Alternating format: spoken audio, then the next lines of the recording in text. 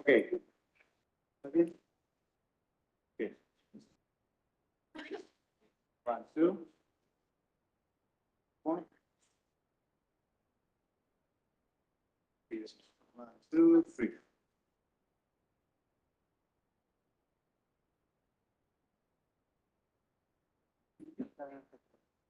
Yes. Would you? Yes. Good afternoon. Notice of a public meeting of the City Commission of the City of Brownsville.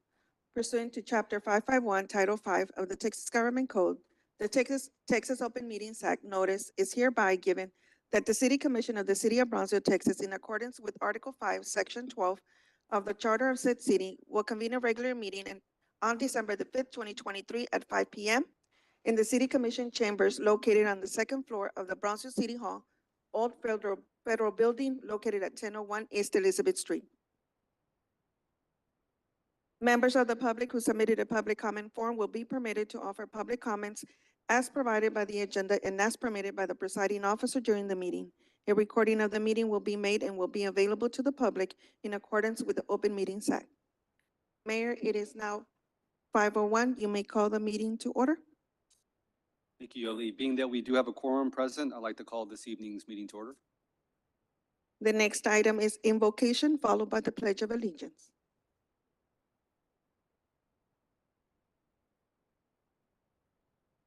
In the name of the Father, and of the Son, and of the Holy Spirit, amen. Heavenly Father, at the creation of the world, you gave man time, place, and space so as to love and worship you. You likewise created him in your image and likeness, so that he might use the gift of his mind and his heart to love and serve you. Help each one of these, your sons and daughters who gather here, to build the kingdom of God in Brownsville. Give them the strength of mind and heart so as to love and serve you in all they do. For those that are gathered here to support them, we ask that you might shed your grace upon them as well, so that together we might work to build one kingdom, one church, one faith, one Lord, where we serve all those in need and give praise and glory to your name on high. For we ask this in the name that is above all other names, Jesus Christ the Lord. Amen. Please remain standing for the Pledge of Allegiance. In the Father, and the Son, and the Holy Spirit. Amen. States of America, and to the republic for which it stands, one nation, under God, indivisible, in liberty and justice for all.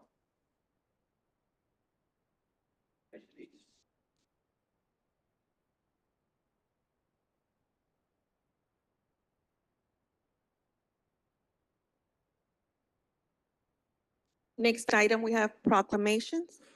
The first proclamation we have is recognizing and honoring Cole Mata. Is Mr. Mata here? Yes, ma'am. Come on up.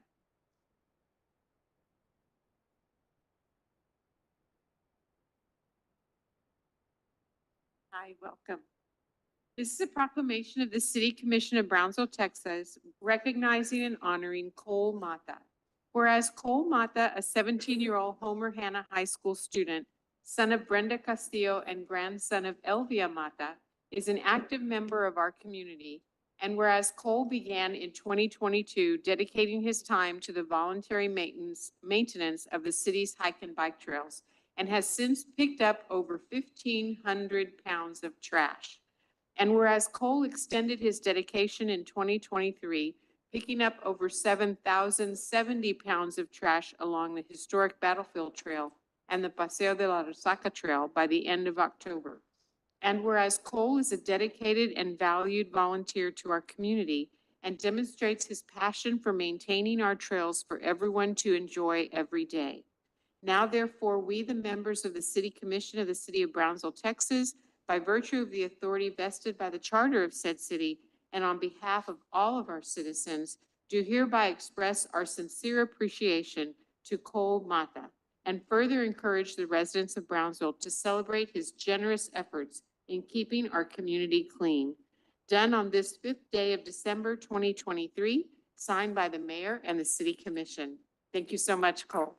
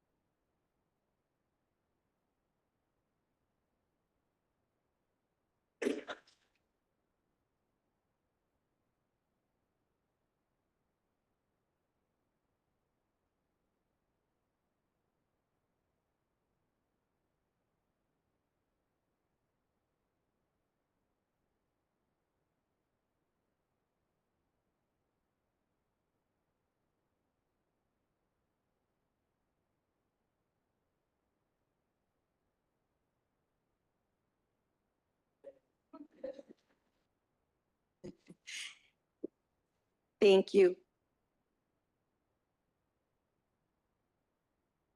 Well, this is Cole Mata. We're really proud because he's been great help. There's been a lot of weekends that he's been with his mom and his family. Danny has also been helping on the weekends. This is something that he's an example. This is something that we all should look forward. We need to be like Cole Mata. Right now, he was telling me earlier that he's going to have a lot of work because right now he's here and then it was raining this weekend and he hasn't been able to go to the trails and go outside and pick up trash. So we really need more people like Cole Mata and we're really thankful. Cole, is there anything you want to say? I guess thank you for giving me this. Have a good day, everyone, and please stop leaving trash on places. Please, thank you.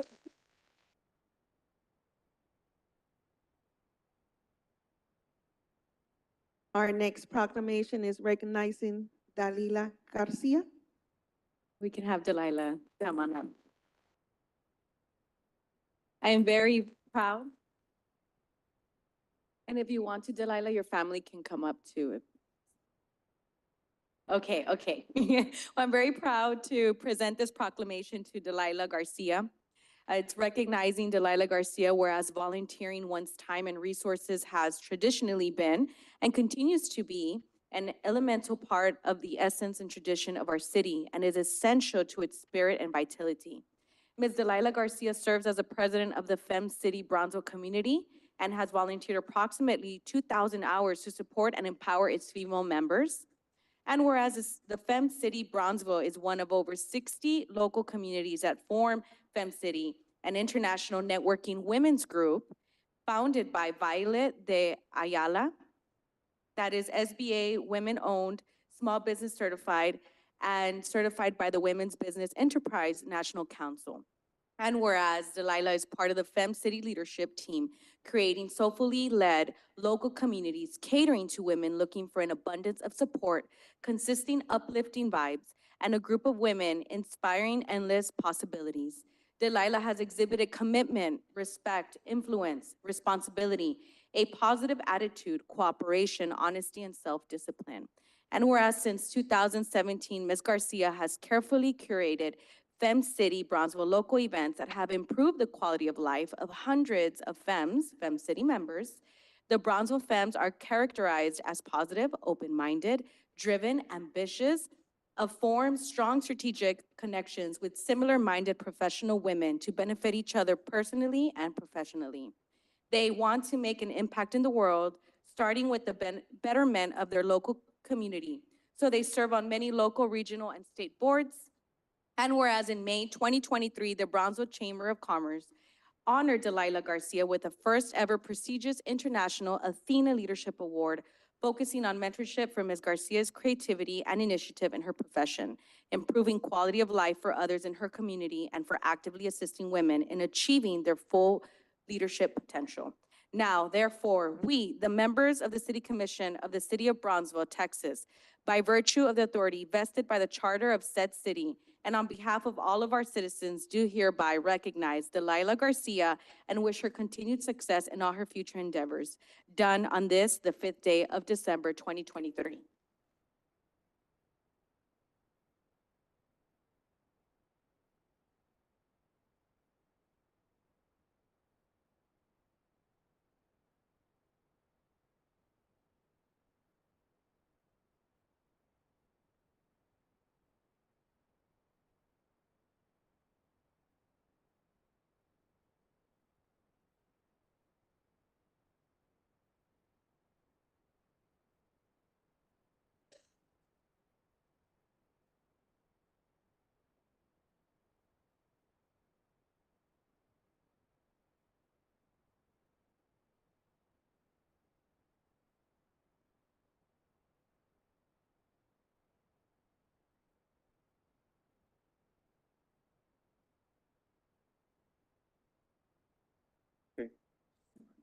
Okay? Yeah.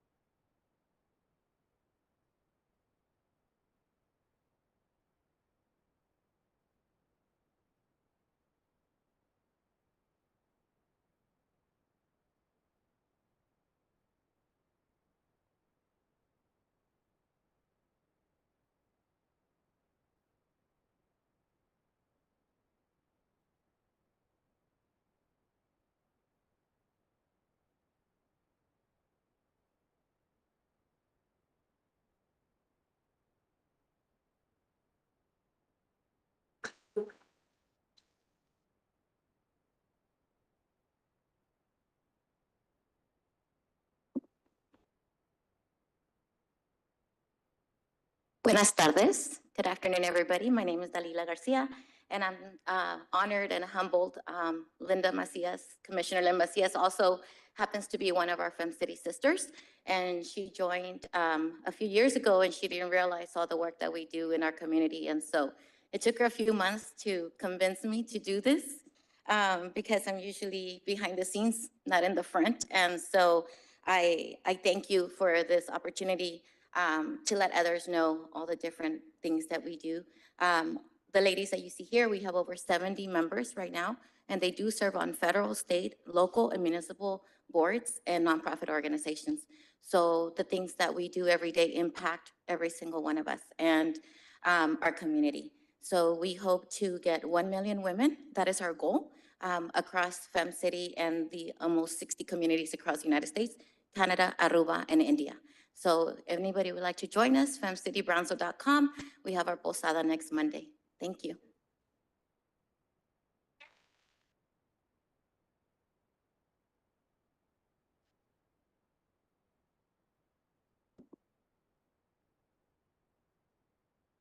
Next, we have public comment period. As a friendly reminder, public input during meetings, conversations between or among audience members should be conducted outside the meeting room. Attendees should refrain from conversations while commission is in session. B, cell phones. Attendees must refrain from the operation and use of cellular telephones, pagers, etc., or any mechanical devices that may disrupt city commission proceedings. C, placards, banners, or signs are not permitted in the commission chambers or in any other room in which the city commission conducts a meeting. Included in this prohibition are various hats, caps, visors, and T-shirts, which may represent sentiments as alluded to regarding placards, banners, and/or signs. Exhibits, displays, and visual aids used in connection with presentations to the city commission are permitted. Only city commission members and city staff may approach the dais. If report, letter, etc. is to be presented to the commission, it should be given to the city secretary or staff who will make the distribution. It is preferable that the item to be distributed be given to the city secretary prior to meeting time. A copy of the item should be made available for the city secretary's official record. All comments shall be made to the mayor and city commission as a whole and not to individual commission members. Mayor, we have two public comments. First public comment is Ms. Yolanda Spees.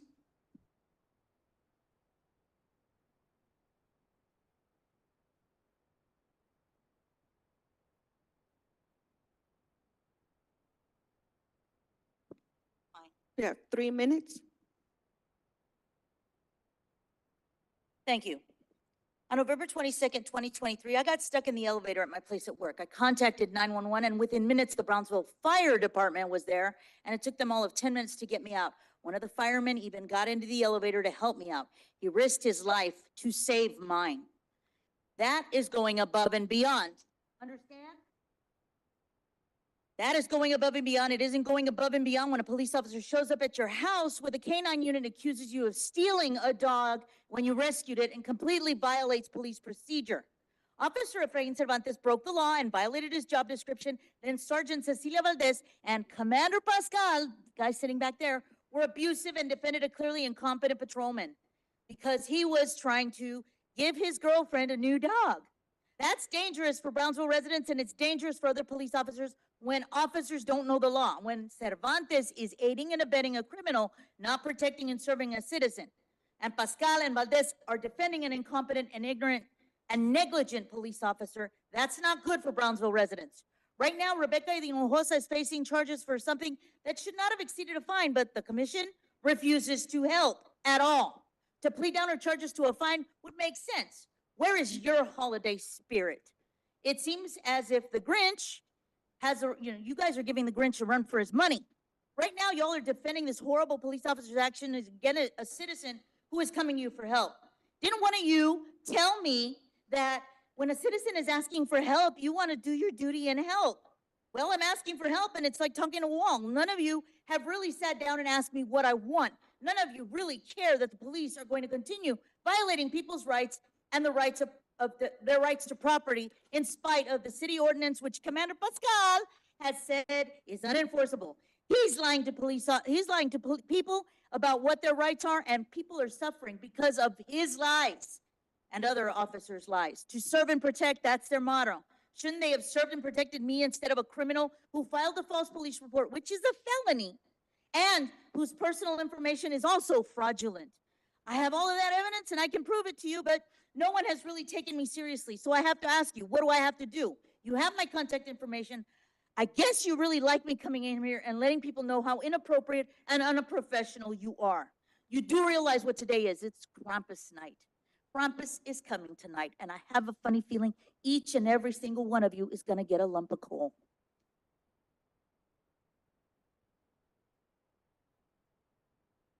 Next, we have Mauro Garza.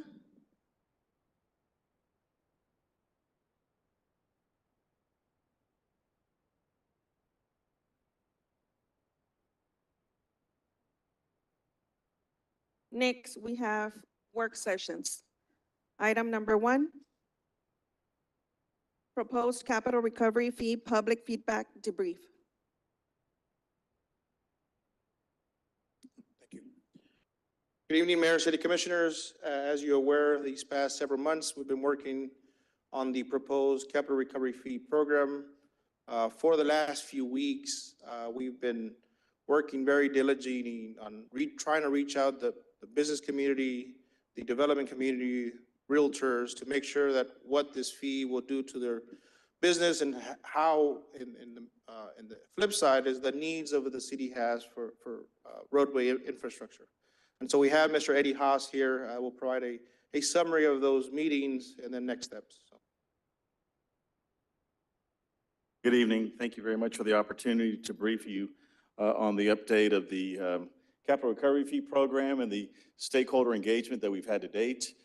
Back in October, you directed staff to conduct further outreach. We've had a series of meetings and we've had really, really great dialogue with the development community, the real estaters, brokers, interested citizens on the item. We've had, we'll debrief on the number of meetings and the number of folks that we've had, but on generally a positive note from the sense of great dialogue. Great dialogue in terms of finding what is going to be the fine line for if this program were to be implemented, what is a potential collection rate that might work. So we'll hit some of those highlights here in just a second. But one of the things that we received at the beginning was a request of what does it cost? Where does the city stand in terms of road reconstruction, O&M, and what does that mean as it relates to this capital recovery fee? So we put together a slide that basically shows your asset value in your road network in the community. 750 linear miles, $2.2 billion of assets. More importantly, a pavement condition index report that identified, and this is 2020 summary, that identified 27% of your roads were in modest to very poor condition. And the cost of repairing those in 2020 dollars were about $145 million. Fiscal year road repairs in 2023 were about $7.3 million, budgeted in 2024 are about $10 million. And so the point of this graphic is there's a lot of work to be done as it relates to the road network. That's only to address the existing condition. This capital recovery fee program is aimed at addressing future growth. So when we compound future growth on top of some of the existing needs, you can see the big disconnect that what we're dealing with. Currently, it costs about $1.5 million per lane, per mile for reconstructions. So there's an emphasis there on big picture cost that's addressing current issues, but then more importantly, the toolbox needed to address future growth and how we deal with that. We'll kind of hit those here in a minute. Generally, there's a listing here of the different funding mechanisms that has been used in the past by the city to address issues. And the idea of the CRF is that we're trying to find an additional tool to address the growth and development that's anticipated to occur over the 10-year window. But more importantly, it's to implement the mobility plan.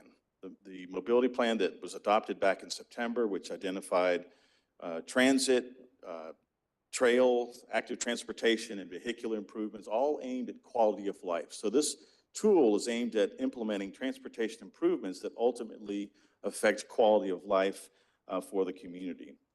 Kudos to the city of Brownsville for the grants that you've received in 2023, $23 million in awards. That's tremendous. Of that, 36% were aligned with transit, trails, and roads. All those kind of, again, achieving the vision of complete streets. So that's a tremendous win for the city in terms of finding other mechanisms. That is one of the comments we heard from some of the stakeholders. Are we going after monies that are available by our federal and state agencies? The answer is yes. I think I heard 20 supporting staff members preparing these grants.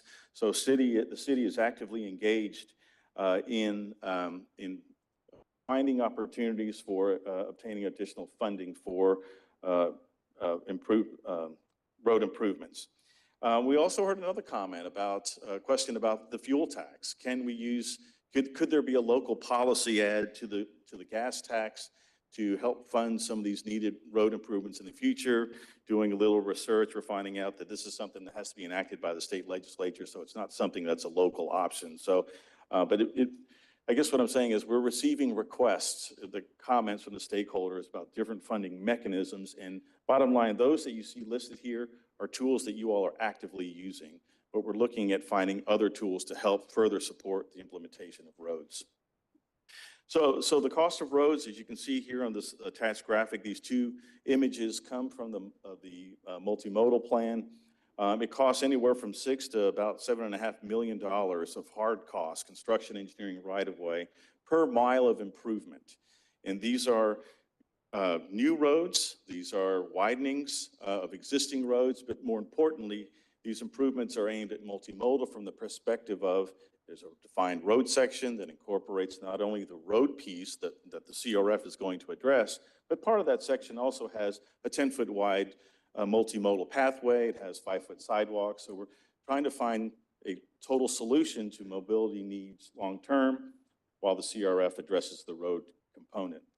We received a lot of feedback and comment about roads and the role they play in implementing development. But the bottom line is, with a good road network, achieving big picture projects throughout the city, it helps to open up areas for development, right? And so we've heard the comment about development opening up improvements for roads, which then it works hand in hand, and it does in essence. So bottom line, there's the need to address this future growth, and that was documented in the land use assumptions. Roughly 30,000 citizens coming to Brownsville over the 10-year window, 30,000 jobs. There is growth coming, so how do we address that capital need?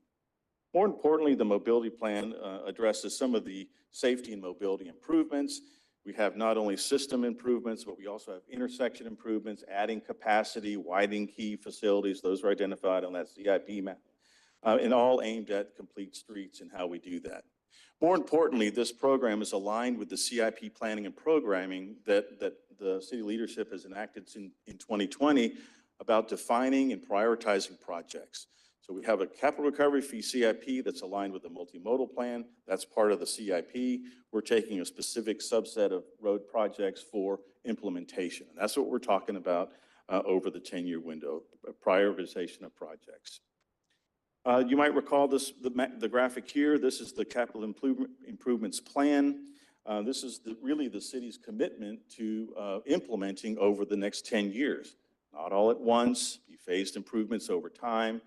The establishment of service areas ensure that monies that are collected within each one of these zones stay in those particular zones to help improve or implement those projects, which are aimed at, again, improving access circulation, which in turn enhances quality of life for the area. We had about 130 projects that were identified of capacity enhancements, new roads, road widenings. Those are all critically important as we define projects for the program.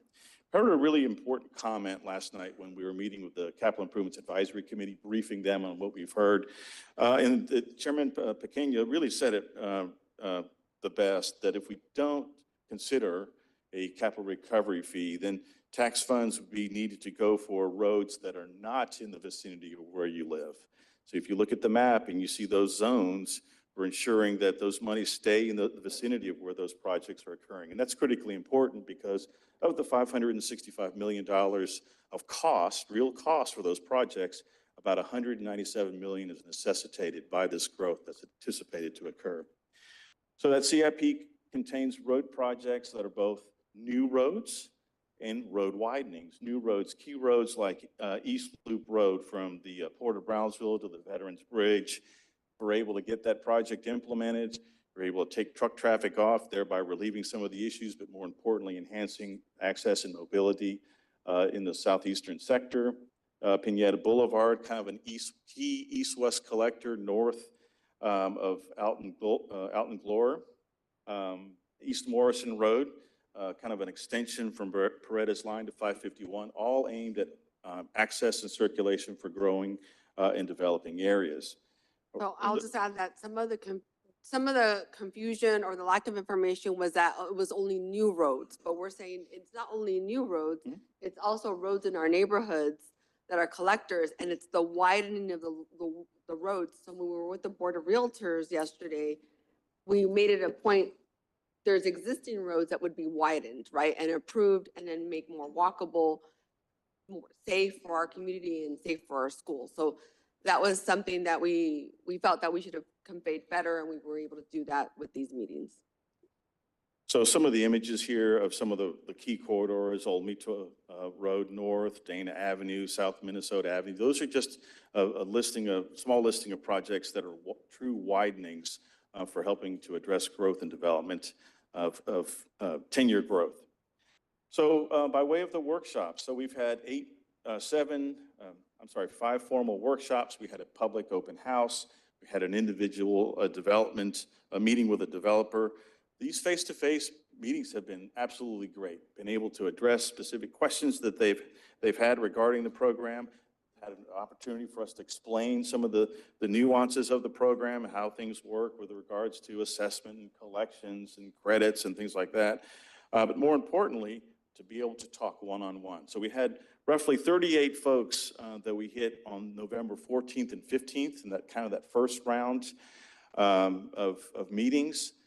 Yesterday was kind of the beginning of our second round. The Board of Realtors, we had 50 in attendance. Thank you to Commissioner De Los Santos for being there at that one. That turned out to be a pretty good meeting. They had a lot of questions. They weren't there solely for a CRF. They had other big business they had to take care of.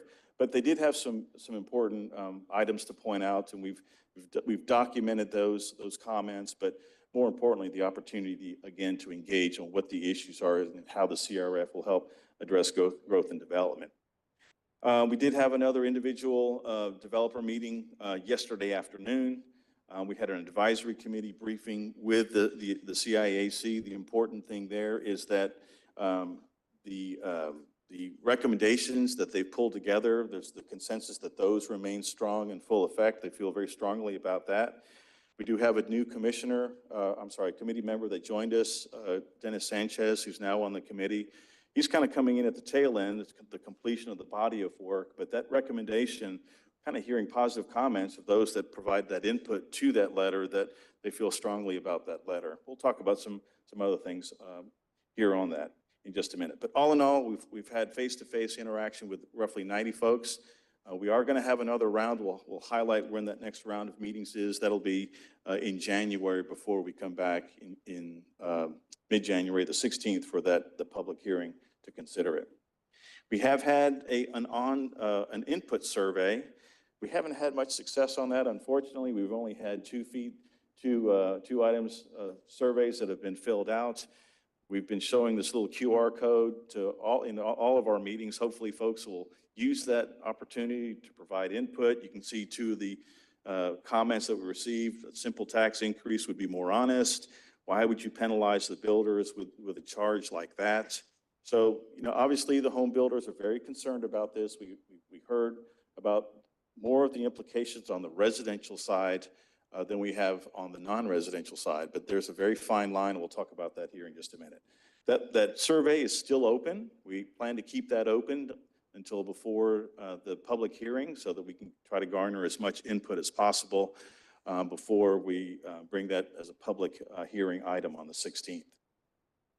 Generally, the meetings, the intent were to last about an hour, and most of them went over, but that's because we had Q&A and we were addressing questions that folks had, generally of programmatic type questions, maybe some few specific situations about their particular issues. But for the most part, what we covered in those meetings were kind of this big picture, the funding picture. Why are we contemplating a CRF?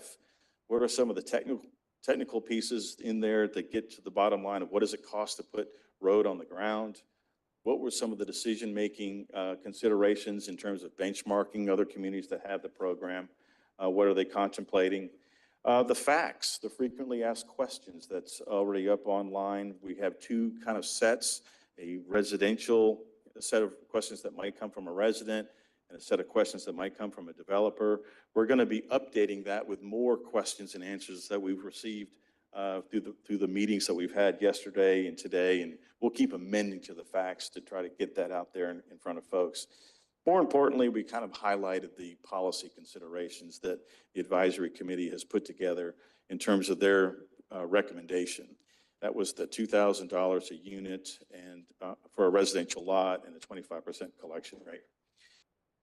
Okay, by way of summary, and we tried to roll up the comments into favorable and non-favorable comments.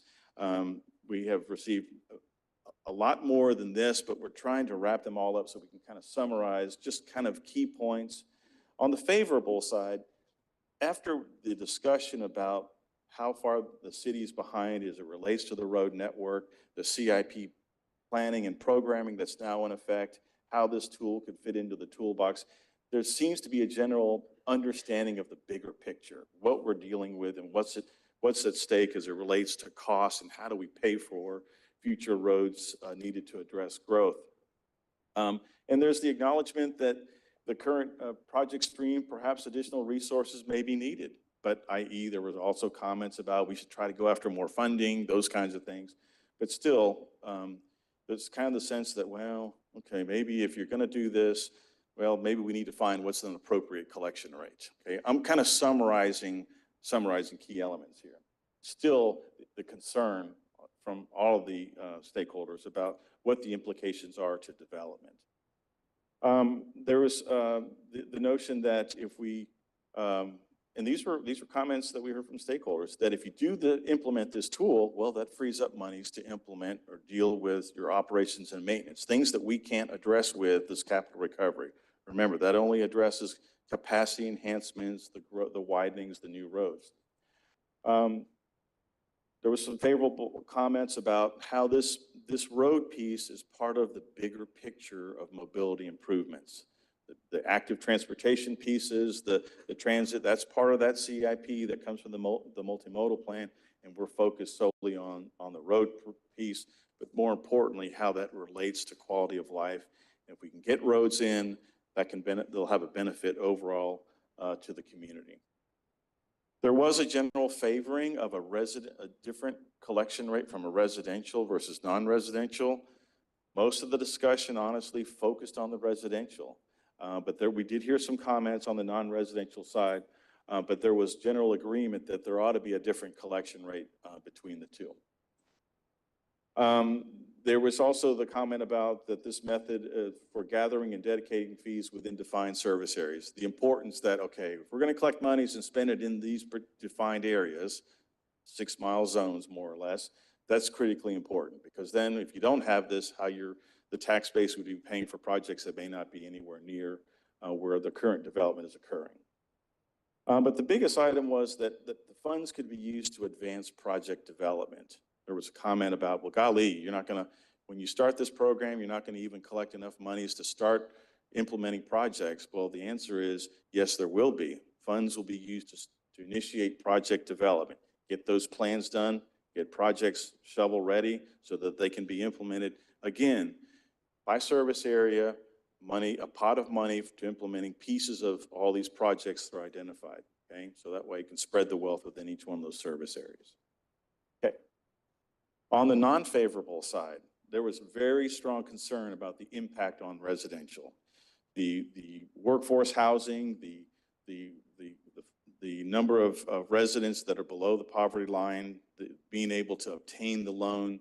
One of the stakeholders provided some information. We haven't had a chance to go into it. NAHB study completed in 2023 about the implications on what does $1,000 do to potential home buyers and the lending. We're going to delve into that, but bottom line, we're understanding very clearly how thin that line is for receiving loans as part of the loan process and what those implications are. Staff's going to discuss here some things that we're thinking about as it relates to a collection rate once we get through the overview here. We've heard many times the perception that the capital recovery fee may discourage local business expansion. More importantly, it'll stifle development. There was some very strong comments about, hey, you have to have the developers implementing projects in order to have growth to occur. Well, it's kind of symbiotic. You have to have improvements on the ground also for growth to occur. But we kind of get that picture about the need to be very sensitive on a potential collection rate. There were some sentiments about the city has not historically constructed roads in the past. And that's perhaps true. However, things have changed since 2020 with regards to CIP and project identification and implementation. So that's critically important as this tool is considered as part of that. The potential that the CRF will have a negative, it'll set Brownsville apart in the perspective of no other communities within the Rio Grande Valley have it. Why should we even do this? Developers may leave Brownsville because of this tool. Well, Corpus Christi is currently investigating them. They're in the draft report. We unfortunately don't have that information. They haven't released it yet, but they are in the draft mode of their analysis, and they're contemplating that this finance tool also. The home builders. And I'll just say that this other cities, while they may not have this tool, in speaking with the city manager McKellen, they just do a traffic study. And if you, whatever improvements you have to do, say a traffic light for that study, the developer has to pay 100% of that cost. So here we're talking about a portion of the cost, whether it's 25 or 10% or whatever it becomes. In other cities, they have to pay the full 100% cost of those improvements. And you may not know what they are until you have a traffic study done. So that's the difference. Yeah, that's critically important. Thank you for that. The TIA identifying what some of the mitigation is for both on and off-site improvements. We're talking about off-site system impacts as part of the CRF. Yeah, but the home builders, they were emphatically no, how this would hurt. The fee would get passed on to them. Remember, it's assessed at platting, at final platting, it's collected at permit. They would be passing that on, and there could be negative implications as they pass that on. So we heard that from the home builders. Just generally the concern of creating a higher price point for development here in Brownsville. Yes, but on the other hand, there is the price point of implementing roads to address growth and development. So we're seeing that as part of the bigger picture cost. Why start a program if you're not going to generate enough funds to complete projects? We kind of talked about that a second ago. But then there was more sentiment about, okay, there's layering of fees. You got a water and wastewater fee. You have a parks fee. You have all your development process fees. Now you're going to put a road fee on top of that. All those stack up and create a more difficult situation. So those are kind of some of the kind of a roll up. There are more specific things that we heard throughout our meetings. So we'll be looking forward to providing a summary of some of those other key points. We did glean some other important parts that we need to work on. As it relates to, there was the recommendations from the advisory committee on, there were some key recommendations regarding workforce housing, legacy business, mixed use. Being more specific about what is mixed use. Is it horizontal mixed use? Is it vertical mixed use, the contained? What is workforce housing? What is a legacy business? Why penalize someone that's been here 5 years if they want to move to another part to establish a second location for their business? Chances are they'd be moving into an existing building, but still. So there's some work that we need to do as part of the ordinance to kind of really put some bookends on what some of these definitions are. We need to be a little more specific as it relates to credits. If a developer puts in a road, should get a credit against the CRF. Who gets that credit if the developer sells the property? Or let's say the city doesn't implement roads like they're supposed to and there's a potential refund situation, who gets that? We need to be very specific on that as it relates to credits. And then finally, as it relates to the implementation schedule and the layover, we're talking about a delayed start in implementing the program. What are some of the final schedules of how we implement that? There was some comments within the advisory committee about, okay, if you consider a lower collection rate for residential, maybe you increase the annual increase that they had talked about, so it kind of offsets. So some fine tuning that we need to do, but it is clear that there's some considerations that we're going to be contemplating as part of a staff recommendation going forward. So by way of next steps and where we're going, through January 8th, we've got a couple of things going on. There's the survey, obviously. Hopefully we can get some feedback on that. There's going to be a couple of videos that are going to be coming out talking about the CRF and what does that mean for residential and non-residential development. We're in some fine tuning there on getting the final edits to those. Obviously, the frequently asked questions, we want to make sure we keep adding to those. So all those are up there and folks can be looking at that. We've already targeted January 8th and 9th, right after we come back from the holiday, to have another round of input. We will have an advisory committee briefing, but the intent there is that if there's the need for other one-on-one meetings with engaged stakeholders, we want to do that. We'd like to try to have a public meeting to kind of have another chance at receiving more input, all in advance of the January 16th day that we've targeted to reconvene on the item. Obviously, when we reconvene, it'll be within your purview. If there's a need to have more dialogue, if there's the desire to make a decision and move on, either way. Policy considerations, what might be the policies we want to contemplate, and then obviously the associated ordinance that goes with that.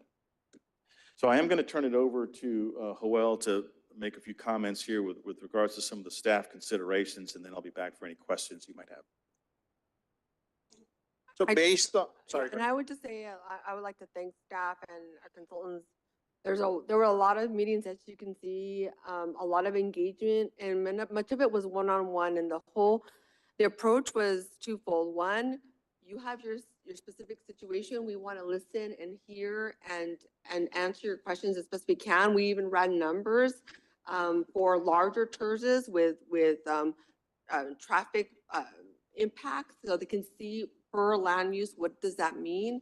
And then also just, I appreciate everyone showing up at the Board of Realtors and having just about 50 people there and really engaging. It was a really great forum to just discuss and really understand the why behind our maintenance and operations, which is, hundreds of millions of dollars, and then compounded by how can this be another tool in the toolbox? Because we use a lot of the tools, right? So it's an added tool to get where we need to go, right? And open up future growth while still maybe expanding existing roads that really need it. So it's just making sure that we educated and they understood why, and really look at the whole picture versus just one piece.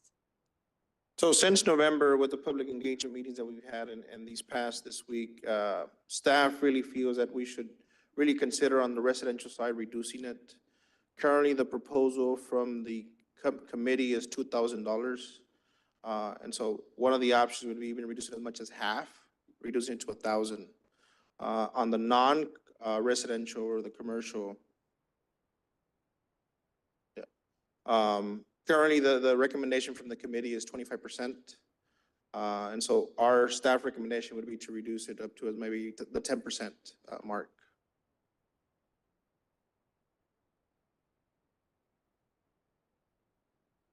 So just some feedback for you guys, since I was able to attend the first part of the Board of Realtors presentation, and I do have some follow-ups with them just to get their perspective as well. So far, the initial reports I've got have been very positive. So thank you guys for that. But I did want to give you guys some feedback on a couple of the slides that you're using.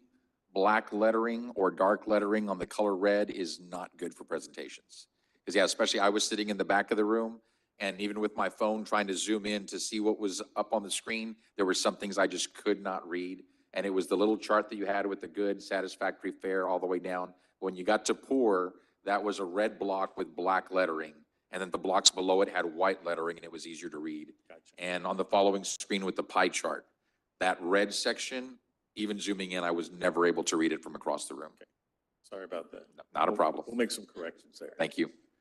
All in all, though, I feel that we've had some really positive dialogue, and we're looking forward to continued dialogue before the public hearing continuance there. So No, I'm open to any questions you might have. It's good info. I like this presentation because it really explains a lot now to the public. Thank you for that. I just have a quick question. Have you met with everyone that have reached out to the city or to us about meeting with you guys? Yeah, so we chased everyone out that day to get all their names, and we've invited them to all the meetings, the follow-up meetings. I think an email went out about the January meetings. So, and even if we miss someone, please just send them to us. But everybody who's been reached out from the beginning has continually been reached out. But I'm excited about the campaign during Christmas, is that video, short kind of messaging. We're going to continue to do that because I know everyone's busy, but maybe we can do the short messaging. We have a couple of videos. We're fine tuning to make sure, because even though we had drafts, we're refining them based on the comments we've received, right? So now next week they should be ready. We're working with Link, which is the marketing firm. So the two videos, we saw the drafts and the Q&A. So there's Q&A and videos. you know, they finally gave comments this week. We refined them based on the impact, and then we'll share them with the public in addition to the survey. So maybe if you see a video, take a survey, it's just more engaging for them in preparation for January. But I mean, I hope everybody who's watching, you know, they can come and discuss and call us and just engage in however they feel they would like to engage. Thank you. We had a session this afternoon. It was open and we were hoping we'd get some takers. We didn't get anybody. So we're thinking maybe we're answering all the questions, but that's why we're coming back on the 8th and 9th, just to make sure we have those continued meetings as needed. I did forget one other item. We have a cost calculator. It's going to be a menu-driven calculator. It's one that ultimately will get put up on the website. Development will know upfront. They can calculate their own fees. Won't be the official one. Staff will have the official, but we've got the first draft of that, and so we're refining that. So that's going to be another tool that help convey information on those. So great. I have a couple of questions. Yes, sir. The first one, well, obviously, thank you guys for all the work that you've been doing. I'm just curious, have there been any alternative financing models that stakeholders have proposed? We have in turn asked the question back. Well, if we do this, what do you think a collection rate ought to be? Haven't really. We got one number. We got a range from one stakeholder. They gave a number, but others we're not really getting that. But we are hearing that, well, you need to consider residential because it's such a fine line on the housing for entry-level workforce, for the first-time home buyers, how sensitive that is. So don't know if that answers your question there, but I was just curious, like, obviously, if we're going to lower from 2,000 to 1,000, 25% to 10%, and we show stakeholders, citizens, the need for the 25% I was just curious if they had proposed any alternative financing models of how to say, well, Yeah, if I you think- lower it to 1,000, yeah. what if we do this and it still helps the overall picture for the city of Brownsville? Yes, sir. They Yeah. did. I think and you know, there's difference in projects, right? If you do a big MDATE or a master plan, 1,000-acre, there's already a tax increment reinvestment zone. So you use that money, the increment to pay for roads, and it's like a credit. So they don't pay anything. They pay it because they build it. But a smaller subdivision, we talked about, you know, we still have to bond, you know, in order to maintain our streets. We did state we were looking at the possibility of a voter approved bond. So that would help us kind of accelerate. So that's specifically why one of the slides was, this is all the tools in the toolbox, and we're using pretty much all of them. Yeah. So I think that they felt that was good, that we're not just counting on this tool because we'll never get there, right? Yeah. And this tool is only a percentage of the total cost. So what we did is went through the exercise, we're using everything else. And depending on the size of the project, something may be appropriate or something may not be. So they were We did hear a comment about why not create little mini TERs, you know, for each of the developments. Well, we're trying to have a system that we're implementing, but it was great comment and feedback. We heard another idea of, well, why don't we just focus on road widenings versus the new roads? But, you know, some of the education responses that, hey, okay, we could do that, but you'll have a few projects over here with new developments, you have some widenings, you'll have new development over here. So we're trying to focus on system improvements. So these are big ticket items that's going to aim at facilitating growth and development long-term for the community. So, And some people did say, why don't you just increase the property tax rate? Yeah. I mean, I was curious of all those comments, We've feedback gotten all kinds that of you guys have been hearing. Mhm. And then my last question is, have you guys thought of how to continue the communication? Like, let's say that once this process with those 90 stakeholders that you, my thing would be to, at least a suggestion, like a timeline, milestones, and just keeping the stakeholders informed and engaged in the process as these things are going on. I think that would be very valuable instead of just, we did it, or it's implemented and then there's no follow through. So that you want to was talk just about a- the advisory committee and their role Yeah, once it so goes there, ahead? there would be by law, the advisory committee needs to reconvene annually to roll out how much monies have been collected, what it's been spent on, just so there's transparency of the program, but that's a great idea. Yeah, I How just there's a think rollout. if you Yeah. have that, the 90 people, we met one-on-one, we know with the Board of Realtors, you can capture emails, whatever. I just think it's great. I mean, we get updates, the city gets updates, but sometimes people feel uninformed, but we were able to Great point. capture at least 90 people who want to know Yeah. the progress. So that was just a Great little point. comment. Yeah. Do you have a comment? No, Just those a are quick comment, excellent. Commissioner. One of the items we were thinking once, if this gets approved, is really a dashboard online where we have the 19 accounts, 19 zones, and so the public can see what projects is in there, how much has been collected to date, and so anyone can just log into the city website, have access to that dashboard. That's great. Yeah, that's great. I just, my comment was more like in the specific 90, like, I'm with you. Like, there's a lot of things that are accessible, but sometimes people just don't even know how to access that. I was just, if you have a captured email, you have some stakeholder who has shown effort, you can shoot them a little update or just follow through.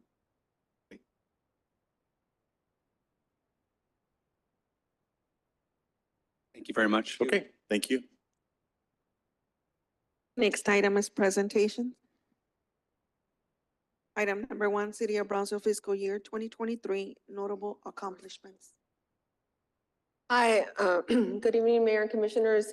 As you know, we have work plans, really that are, it's not a long presentation, but I really just wanted to recognize there's over 300 work plan items, over 20 departments, and they do a lot of the work that they do. It's really the dedication of our employees.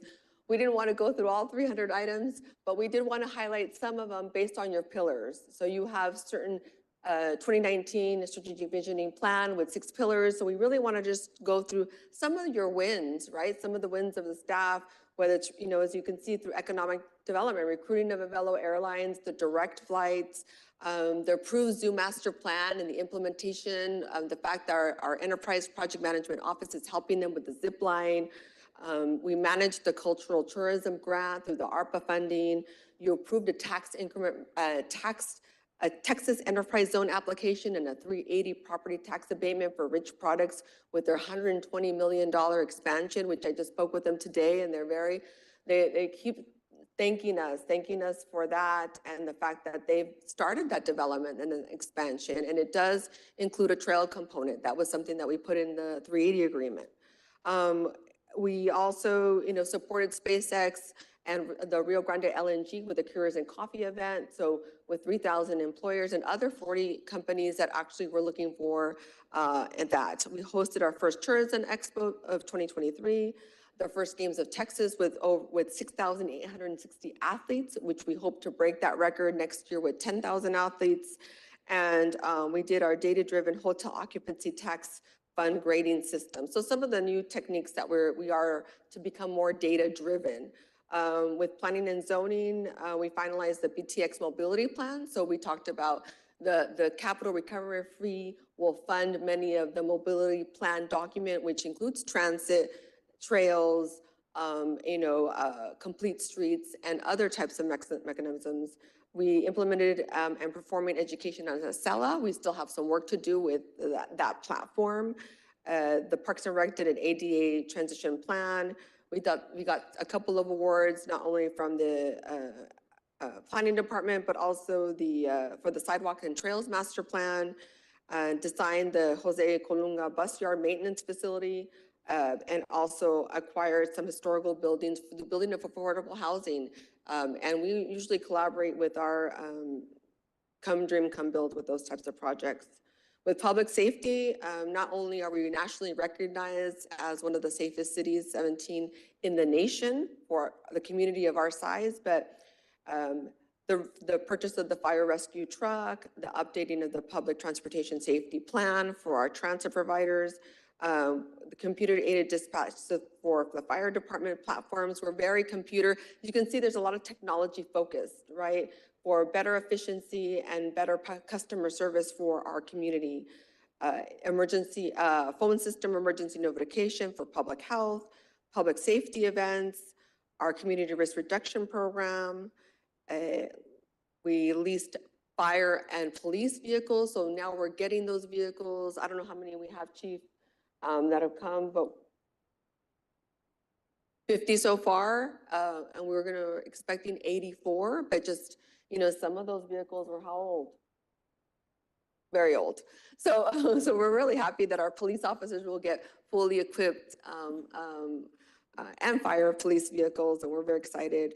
Our digital pay stations, that was a change management, and using that revenue fund to pay back for the First Fridays and the 3 maintenance crew that we have, a downtown maintenance crew now, and also overtime for some of our police officers to patrol downtown as well as an emergency response solution, American Heart Association recognition for cardiovascular care, and just public safety needs for our Port of Brownsville and our large businesses.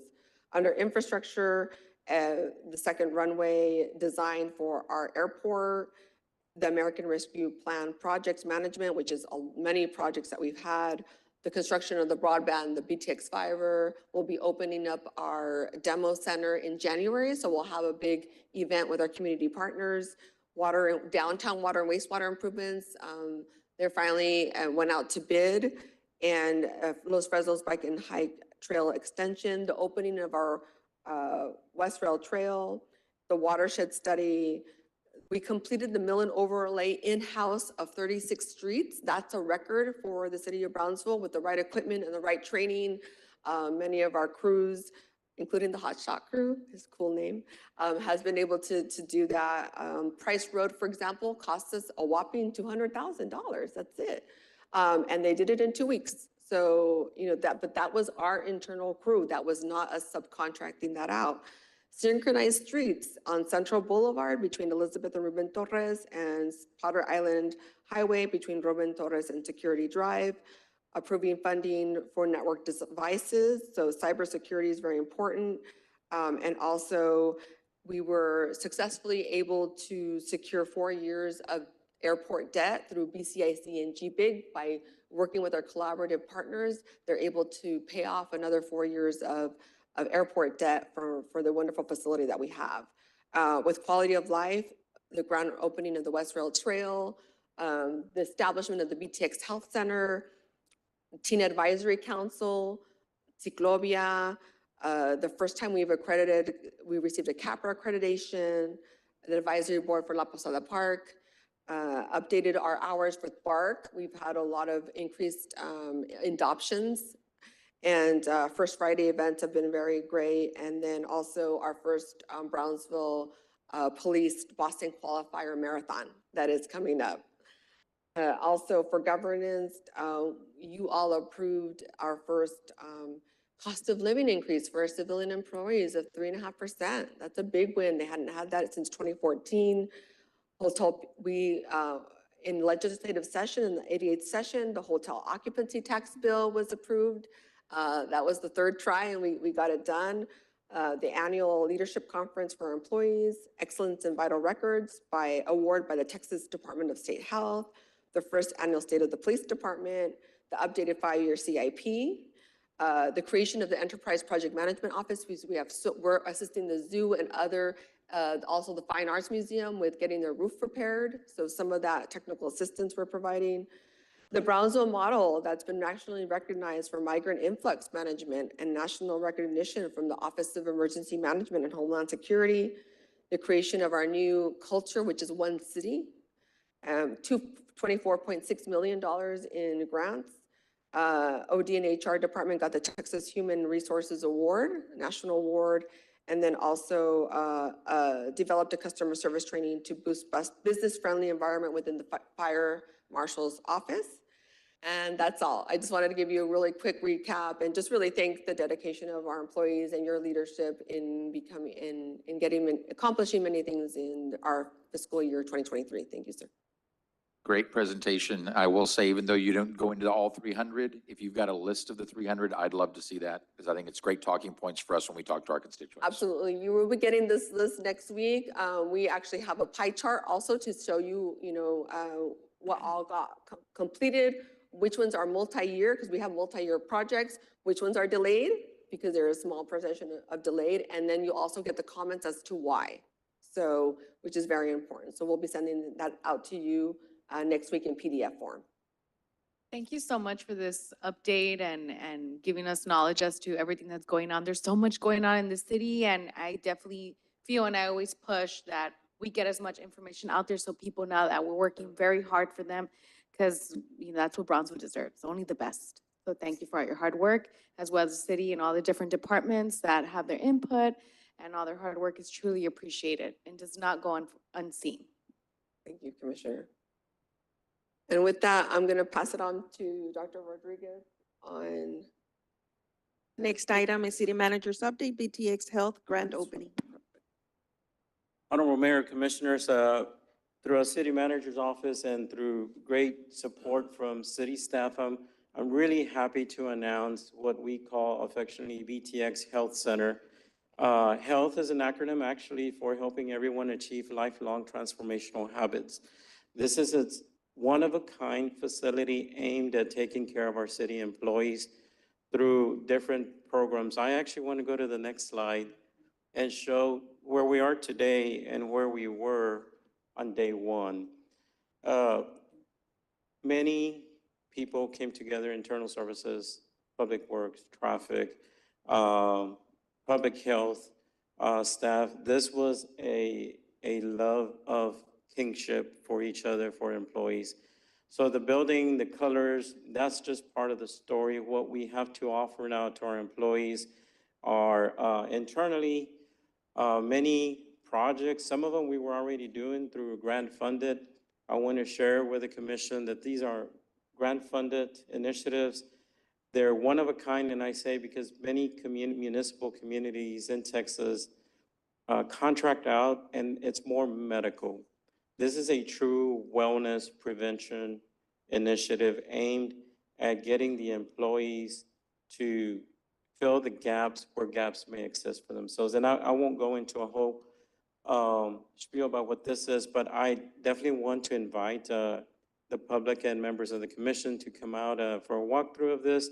But there's some positive community engagement with this, and the benefits is we are already talking with several departments about engaging the community, the library, some of the business coaching for plan reviews. We actually now have a kitchen, a commercial kitchen that was built into here that will allow your mom and pops that aren't sure what they need to spend to put a commercial kitchen together.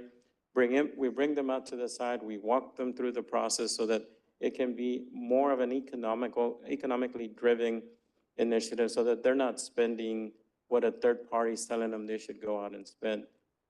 So we've bridged the plan review to the next level. Lastly, y'all may not know this, but we have an entomologist on board. The benefits of flower beds and butterfly gardens and property values that come along in the different neighborhoods. These initiatives are strategic to beautify Brownsville one block at a time. And when you bridge your community with your city employees, you start to have a culture of one city and a culture of bridging many gaps that exist out there that are being talked about. I had a meeting with the city of Edinburgh today and other communities that are already hearing about this and are starting to get curious about this. Thank you so much for your support. And the city employees have already begun to attend some of the sessions. Any questions? Comment. So Dr. Rodriguez, I have invited so many people, I've lost count of the number of people that I've invited to go by and see you. So your phone is probably going to start ringing off the hook.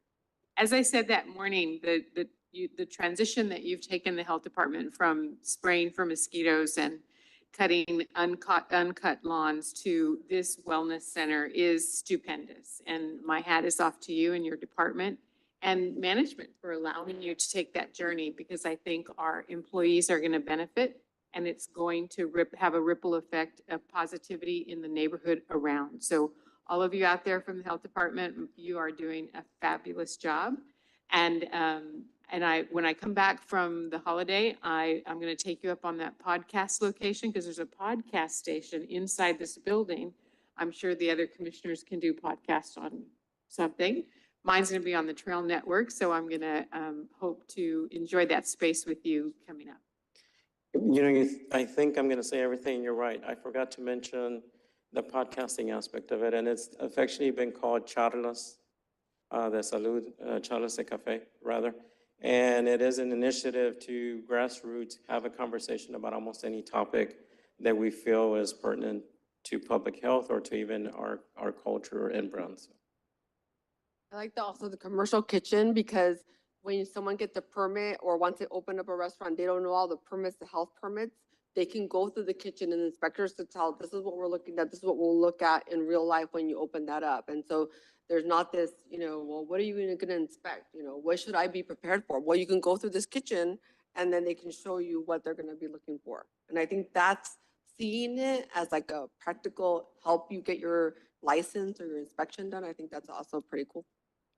And I want to say that kitchen is already a working kitchen. That's where we have the solids program and everything that employees are benefiting from. It's a working kitchen, but we designed it in such a way that health inspectors could bring in for the work plan process. Thank you for your time. No, and thank you, Dr. Rodriguez, for going above and beyond for our employees and providing this resource for our communities. Kudos to you guys. Yes, sir. And also last announcement, if anybody would like to volunteer, they do have cleanups in every district. They're wonderful to go to. I've had the privilege of attending, and you gave me so much knowledge. I mean, I felt like I was on a science project, just going about and learning about citations. And it was really good to go out, engage, clean, and also knock on some doors to let people know what we were doing and how they were in violations of some things. So it was really well. So I invite everybody, schools, community leaders to come out and come help us clean up our city. And I need to nerd out for a second on that point. I bring my entomologists, my epidemiologists, my subject matter experts, and when they recognize this plant species and their students there, they actually have a quick on-the-spot botany class, or this is where mosquitoes come from. So it really is, not only are they cleaning up, but they're learning about different things occurring in the plant species and so forth. And you got to experience some of that. Thank you. I just want to echo everybody. As a resident of Brownsville, I just think it's phenomenal that, this center and everything, you and your staff and Helen, and I know that Dr. Gowan, you're instrumental in a lot of this, but just it goes to show the commitment of our city to health. And it's very important, especially down here. So having something physical like that, right? It shows our city's commitment, and I think it's the start of a lot of great things. So thank you so much. Thank you. And your point takes me to the discovery room, which when we do the walkthrough, actually will point you to that room. It was probably the most commented part of the tour that we had. Thank you. Thank you, sir. Next item, we have consent agenda items.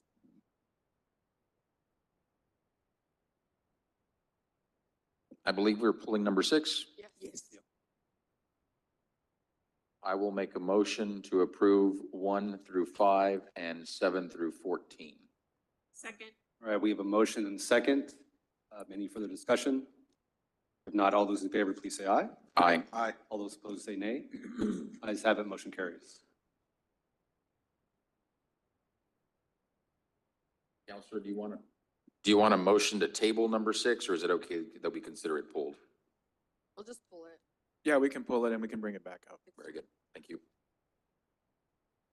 Next, we have public hearings. Public hearing number 1, public hearing in action on first reading on ordinance number 235-2023-032 to rezone from residential single family to residential transition to allow a multifamily development for Lot 2 and Reserve Block 1 Crystal Subdivision located at 2394 La Feria Road.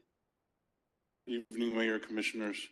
So this evening we'll be presenting 2 zoning cases. Both of them were denied by the Planning and Zoning Commission and were appealed by the applicants.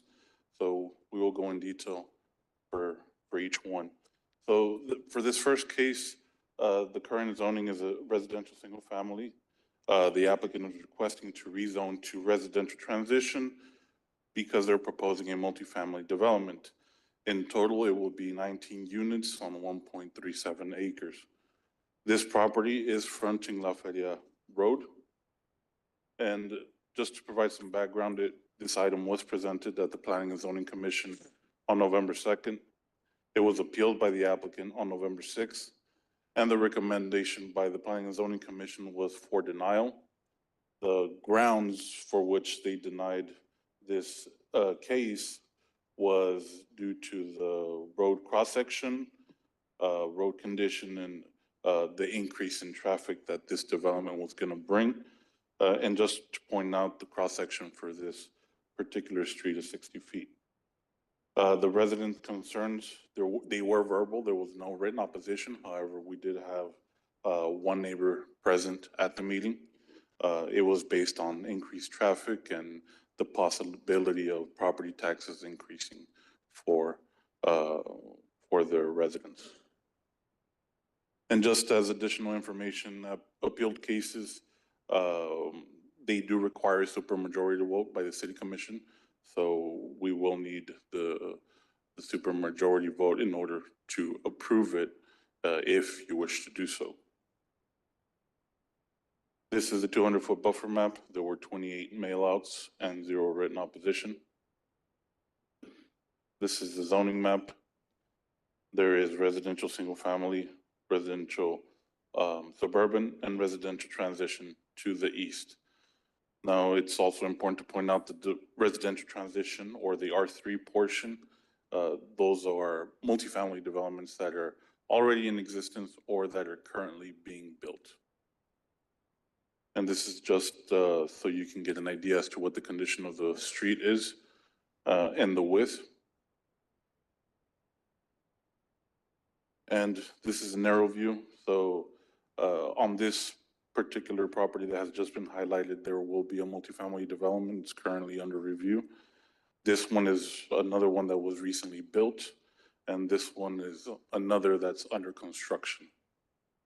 This final property is the one that will be site to the proposed project. Now, the Planning and Zoning Commission did recommend denial. Any questions? I noticed in the packet, while P and Z recommends denial, staff recommends approval. Right. Okay. We recommended approval. However, Planning and Zoning Commission recommended denial based on those 3 reasons. Okay. And on the appeal, I just want to make sure I understood that correctly. So it was heard on the 2nd. An appeal was filed on the 6th, or does that mean there was a hearing for an appeal on the 6th? No, an appeal was filed on the 6th. Okay, and has that been heard yet by P and Z? No, the appeal moves it to the city commission.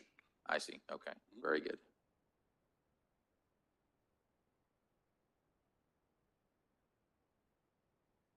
That's all I've got.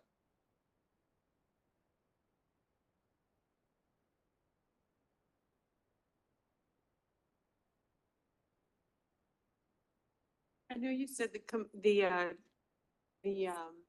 disagreements were verbal, not written. How Correct. many did you say? How many verbal were there? Do you? One person showed up to Just the one? meeting, yes. And they were concerned about traffic on La Feria or on Ruby? Yes, they were concerned about the traffic that the proposed development would generate for a street like La Feria. Their argument was that because it was a multifamily development, it would create an overflow of traffic on La Feria, which only has 60 feet of right of way. And how many units was? 19.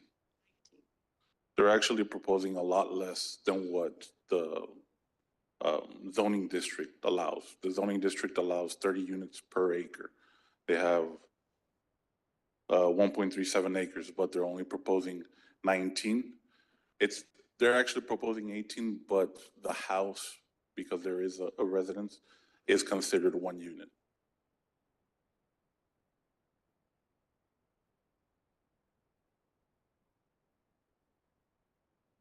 And then you said where the best little warehouse in Texas is at, the yellow portion of it, that was approved for apartments? No. So the L-shaped developments that extends from Ruben Torres to McAllen. That's the best little warehouse, but next door, or the green polygon, that's a vacant property. It's not part of the little warehouse. But none of these ingress and egress off of La Feria. No, none of these do. And I could see how that has been approved for that because they're facing Ruben Torres. But the other one would be facing La Feria Road, correct? The ones that are being proposed would be facing La Feria Road, yes. Are there any other multifamily developments that face La Feria To the north, to the north? right. They're not within this particular screenshot, but to the north, about a mile away, there are.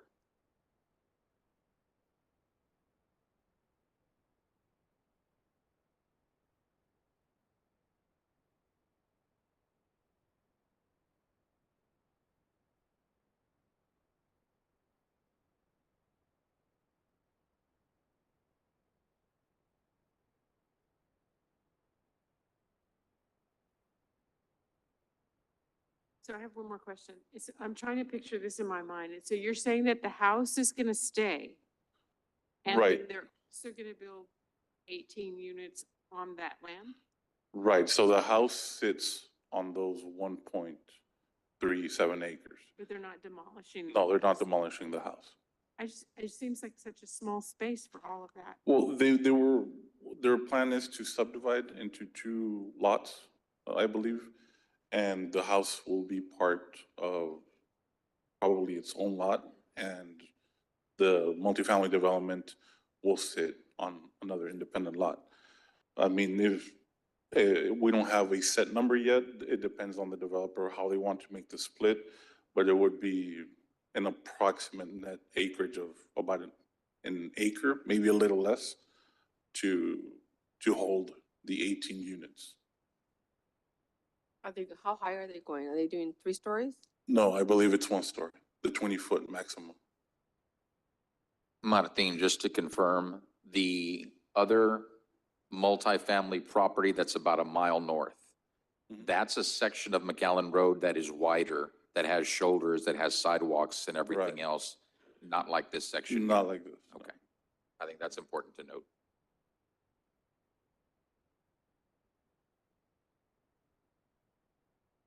We go back to roads.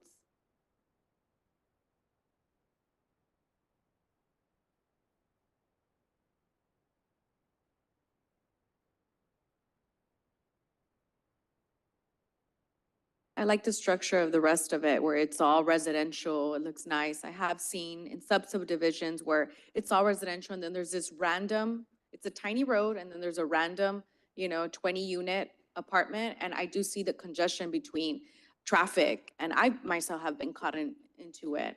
And so, I mean, just thinking about the trajectory of the subdivision and taking into consideration staff recommendations, which is a denial, thinking about the roads and safety.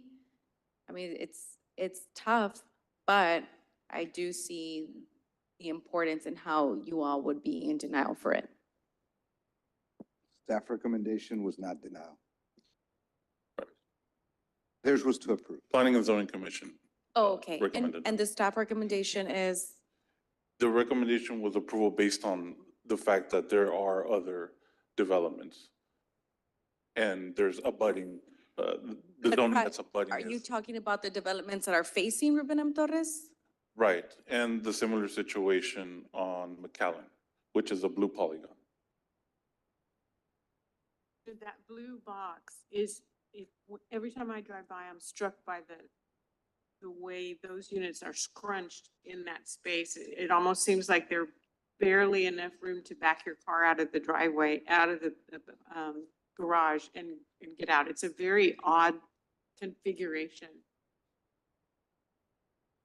I'm just not convinced that it would be comfortable.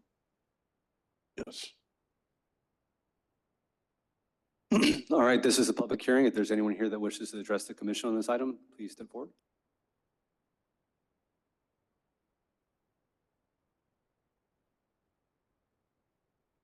And please state your name for the record. Thank you. My name is Eric Garza. I actually own the property in question. Mayor and Commissioners, thank you for the opportunity to address it briefly. This is an opportunity for us to create a multifamily unit off of La Feria. And so the staff recommendation for the city is obviously, it's okay, it's good, it's approval. I understand the nuance of the idea of an increased traffic. This project is actually being built out in phases. We're starting with 6 units. The next units are still not coming for another 24 to 36 months. Right across the street from La Feria, I do want to note there's also a different type of, it's still residential, but there are mobile homes and portable units out in front of it as well. So our intent is, number one, to create a more beautiful, I guess you could say, these would be limestone, stucco, nice duplexes that are going to be there, just to bring a little bit more aesthetic to that street and to that area. And I don't foresee an increased amount of traffic as opposed to the traffic that the properties right off of McAllen, which are still 1 lane and 1 lane, would see for their units. And to Commissioner Gowan's point, you're right. They do seem a little squished on that, I guess you could say, that rectangle, the blue one. Ours, obviously, we made all the requirements, the spacing for the street between the units, the floor plan and the development plan. Obviously, there's a lot more space on our development that would be allotted, I guess you could say, aesthetically on the blue side or the blue development. So right behind us is a multifamily unit. There's 2 of them that are being developed, one's being built, and of course ours would be the 4th one in that same space that would be developed. So obviously we're in favor for it. We want to develop it. We've already secured bank funding for it. We're ready to go, except going over this hurdle of getting it approved by the City Commission for us to be able to do that and offer this as another housing opportunity for people who are looking for housing in North Brownsville specifically. So. Do you have plans already? Yes, ma'am. Do you have them with you by chance? I do not, no. So it would be, the first 3 buildings would be built for 6 units. Then we would add in about 24 months, 3 more buildings for an additional, for the additional 6 units. And then phase 3, because I don't have bank funding for all 9 buildings, would be 36, maybe 40 months from now for the final phase. So just a personal note, this is, my mom's an educator with BISD about to retire, and this is my retirement plan for her, so she can have income. But that's what the heart behind it is. Does your plan include green space? Because that blue box is like a giant concrete thing. Yes, ma'am, it does. So to the back of every unit, there's a small lawn, and to the front of every unit between the parking spaces, there's also green space. And to the very front, that fronts La Feria Road, there's also green space. So you don't go right into the unit, you drive into it. So it's a little bit difficult to see, obviously, with the dimensions on the screen, but there's definitely, there's 0 green space on the blue development. There's plenty of green space on our development, given the buildings.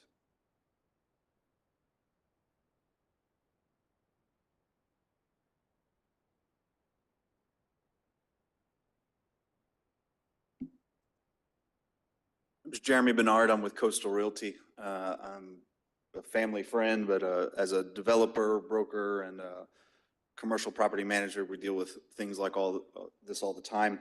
I think if you can see on the screen, that blue development that continues to be brought up is only less than half of the width of what this project is. This one is that building, and then there's the fence line all the way at the top that shares that common line with the blue. And so there's double the width, more than double the width on this property, and they're doing not nearly the density. But I think the big thing to look at is this entire corridor has gone to a multifamily type unit. You see that consistently down McAllen Road. You see that consistently in the VICC area, along Ruben Torres, right across the street on Ruben Torres, facing VICC is another multifamily development. And then as you continue to get down to Laredo Road, you continue to see multifamily, as well as you guys are well aware as commissioners, the tax credit apartment guys are coming in every year looking to move more to multifamily, and this is a target market in this section. And so I think it is close enough to Ruben Torres that it makes sense. You've seen it from Best Little Warehouse. The next two have gone multifamily. Eventually, that corner will either go commercial or multifamily. It's just a matter of time before those homeowners end up selling out. And it goes to the highest and best use, which the highest and best use on that corner at La Feria and Ruben Torres is going to be commercial or multifamily. Maybe not tomorrow, but in the future, that will be commercial and multifamily. And so this fits in that swath of that corridor. Also, it's an improvement of the neighborhood. As he mentioned, across the street on La Feria is mobile homes. Eventually, those will get phased out and need to be transitioned to something. I imagine in the future, those will get transitioned into a multifamily product as well. And so that seems to be what this corridor is going to. I think it fits properly and makes sense. It's not an outlier with a bunch of homes around it. It fits with the neighborhood. But the big thing also is the city of Brownsville generated a report a few years ago that the city of Brownsville was behind 1,000 rooftops a year for the next 10 years. And that was before LNG, SpaceX, the steel mill, and all the other jobs that are coming. In order for Brownsville to keep up with the residential demand that we are still experiencing, projects like this are very necessary. High quality rental projects that people from engineers from SpaceX, other people that are coming in for the LNG and steel plant can utilize and have tax dollars in the community. And so I think this project not only makes sense for the area, but it also makes sense for Brownsville and should really be considered. So, Jeremy, can I ask a question of Mr. Bernard? So Jeremy, the blue box, as you said, is not as wide. I mean, the property is wider than the blue box, but the blue box has 1, 2, 3, 4, 5, 6, 7, 8, 9, 10 maybe units on it. And it's narrower, but it's longer, but they're talking about building 18 and leaving the house in place. So I don't see how that's gonna fit in there. Also, it's 19. It's 19 on here, 19 on 1.37 acres. Oh, it's 18 units plus the house that's already there. Still sounds really crowded to me. The other thing is if that corner does go as you're describing, which I understand, I hope that we in planning and zoning are not advocating for swaths of concrete like in that blue box, because to me, I almost wonder how did that one get permitted, because there's not one tree to be found in that whole blue box. It's just complete concrete. I absolutely agree with you. As a developer, I drive by that project and wonder how. Because in any other project we have been a part of, we've had to do significant landscaping, replant trees, etc. I believe this blue project are fourplexes. They're 2-story and they're units on both top and bottom. These units over here will only be single-story duplexes. And so that's the big difference in that. We're not trying to go for the density that they went for on that blue one. I understand. Thank you.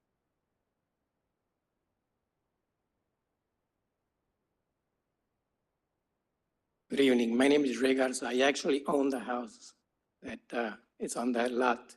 And you all are saying 18 units. It's 9 units, 18 apartments. So it's only 9 duplexes that we're going to be putting in that property. So they're pretty spacious, a lot of landscaping, very little concrete, only for the parking and the roadway. And if you look at the picture from Ruben Torres into La Feria, the second and the third house are actually duplexes already. And then it's a house and then my house, which is the 5th house. So there's duplexes there already. So we're just trying to make a nice property look nice. But those other duplexes are 1 duplex per lot? Exactly, And you're talking about 9 duplexes on 1 lot? right. And then my neighbor on the north side, she's got two residences on her house, on her lot.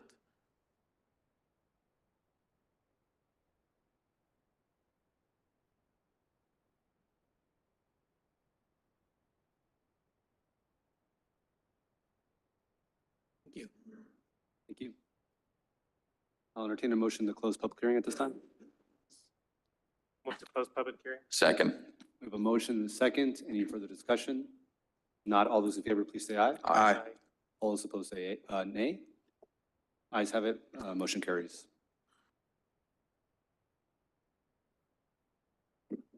This time I'll entertain a motion on this item.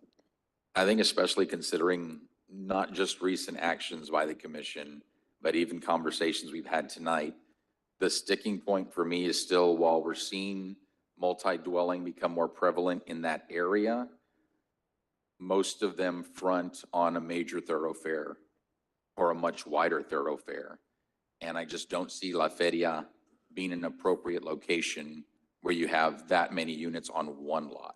I see where we're getting a duplex here or there popping up, but the concentration of multifamily in this one piece of property, I think, is excessive for a road that doesn't have the infrastructure, doesn't have the sidewalks.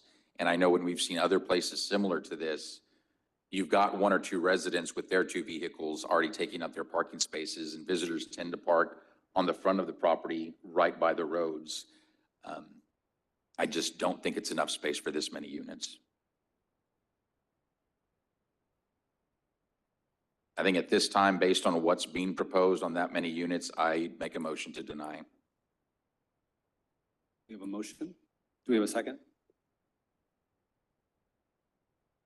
Second. All right, we have a motion and a second. Any further discussion? If not, all those in favor, please say aye. Aye. Aye. All those opposed say nay. Nay. Ayes have it, motion carries.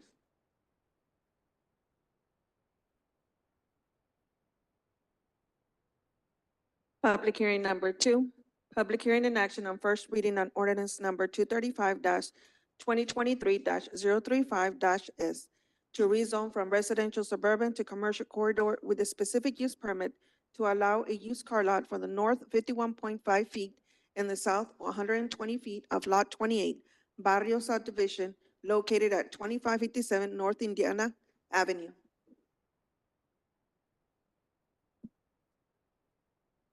It was mentioned that this case was also denied by the Planning and Zoning Commission. The request is to rezone to commercial corridor with the specific use permit to allow a used car lot. The current zoning is residential suburban. The proposed project will have 40 vehicle spaces, and they are proposing a body and mechanic shop component. The property is fronting North Indiana Avenue. And once again, the item was presented on November 2nd. It was appealed by the applicant on November 8th. The recommendation was to deny based on the road cross-section that Indiana has, increased traffic, overflow of inventory, residential subdivision, and maintaining the neighborhood's residential character. There were residents, there were not present. However, we did receive phone calls. They were very similar concerns to what the commission expressed. And again, because it was appealed, we do require the supermajority vote for this item to be approved. This is a 200-foot buffer map. There were 14 mailouts, 0 written opposition. And as you can see, it's on the end cap or on the frontage of Indiana, but everything else is residential or a residential type use. This is a zoning map. There is commercial corridor to the south and residential suburban to the north and the west, and the ETJ is to the east. And this is a proposed layout that the applicant submitted. And as you can see at the center, they are proposing a carport with a shop area where mechanic and body work will be performed. There is a storage unit on the easternmost, or I'm sorry, on the northernmost part of the lot. There is an existing structure that is currently a home, but it will be repurposed to an office. And as mentioned, there are 40 spaces for inventory. And just so the commission can have an idea as to what the cross-section is for Indiana and for Nevada Street, it's pretty narrow. And the blue polygon shows where the proposed development is going. And Planning and Zoning Commission did recommend denial to rezone from residential suburban to commercial corridor with a specific use permit. And staff recommends denial. Staff recommended denial, yes.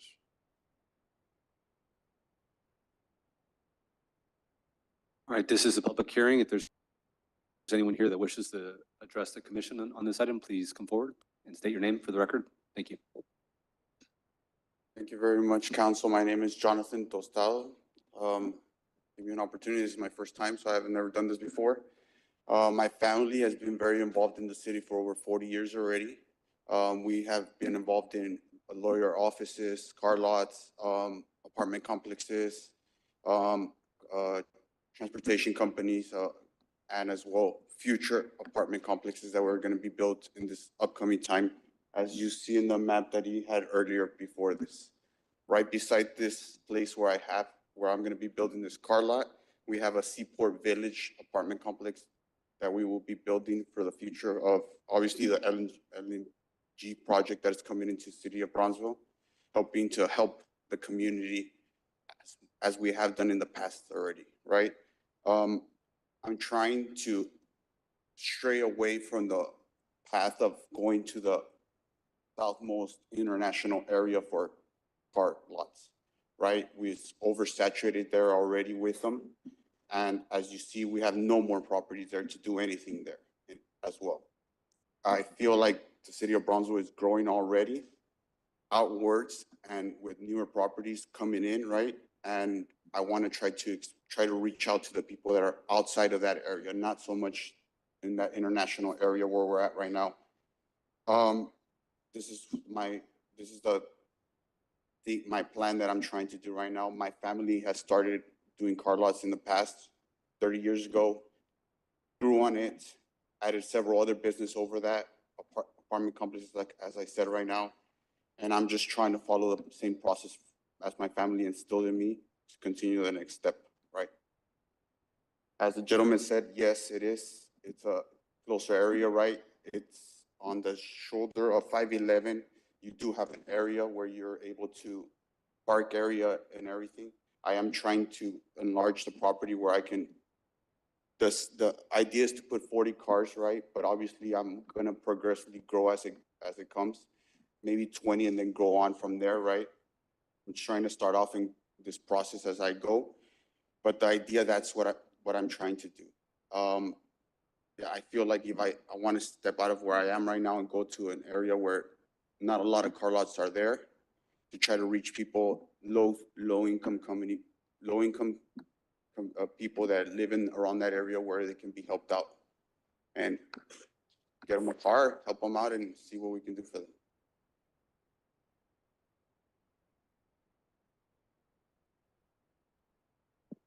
Is there anyone else that wishes to address the commission? Martin. Hello, my name is Joanna Saldivar Tostado. He is my husband. Like he said, I work in the transportation company and decoration, so I'm just here to support him. But mostly, since we are in that section, there is a future apartments in the proximity. It's the, if we can go back to the initial slide, maybe it can understand the apartments. Can you go back to the other slide? It's before that, sorry, just so everybody can have a clear vision of where it is. Okay, so the large land that is there where it's pretty much looks like dirt is where the Seaport Village apartments will be. And then there's a space, and then there will be the car lots. It is a 511. It is very trafficked. Since, you know, the Port of Brownsville, there are so many businesses over there, but as you can see, there's not a lot of enrichment in that area.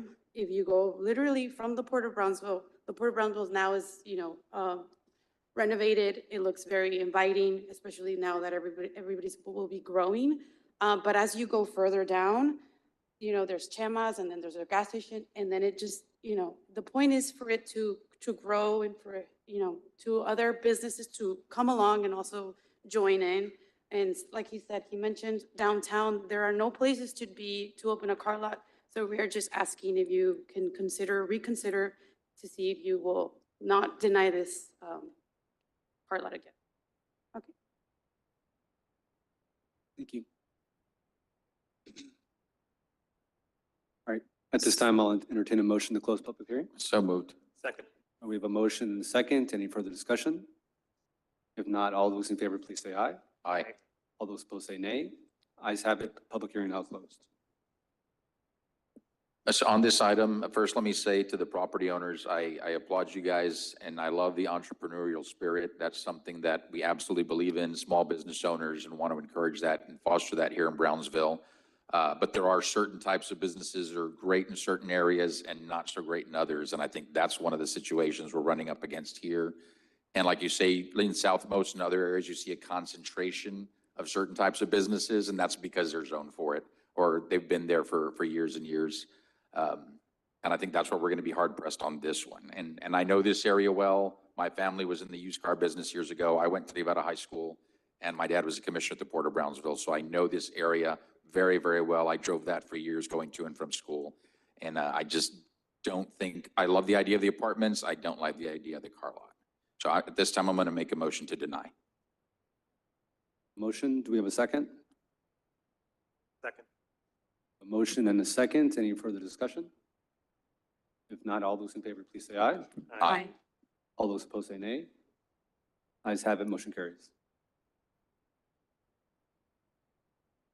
Public hearing number 3, public hearing in action on first reading on ordinance number 2023-1673-B, amending ordinance number 2022-1673-A, the master fee schedule of the city of Brownsville, Texas, to adopt the following fees: advertising program fees for digital and static zones, luggage cart rental fee of $1 and a refund of 50 cents upon cart return, remote, short, and long-term parking rates for Brownsville South Padre Island International Airport, and dealing with related matters.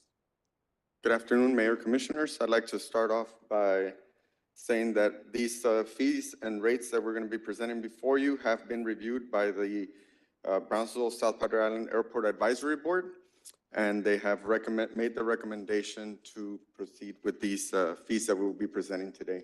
I'm going to let Mr. Christopher Hopkins, Assistant Airport Director, take the lead on this presentation.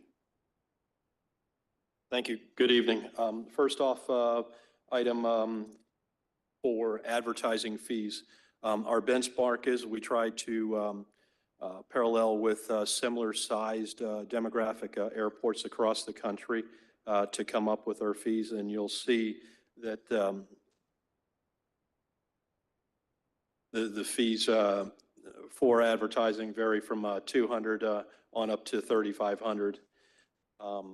Some of the airports we chose were Greenville, Spartanburg, Tulsa, Missoula, Bluegrass, and Lexington, Kentucky. What we're proposing to break down the barrier for businesses that might not otherwise advertise in the airport, we're proposing a 6-month promotional period beginning in 2024. That would provide a 50% discount on a 1-year subscription for advertising. And then the remaining 6 months would be at the regular rate. That's for the advertising. Next item is the luggage. We are happy to report that we have luggage carts now that are available for our travelers to put their luggage on and take out to their vehicles. We want to make this an item that does not give the appearance that we're gouging in pricing, so we're making it very affordable in comparison to other airports across the country that I've worked for.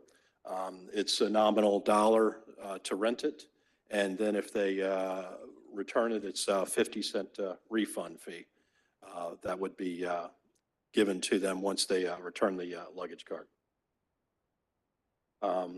Next, the third item, lastly, currently we have short and long-term parking rates in one lot. We're nearing completion on the second lot.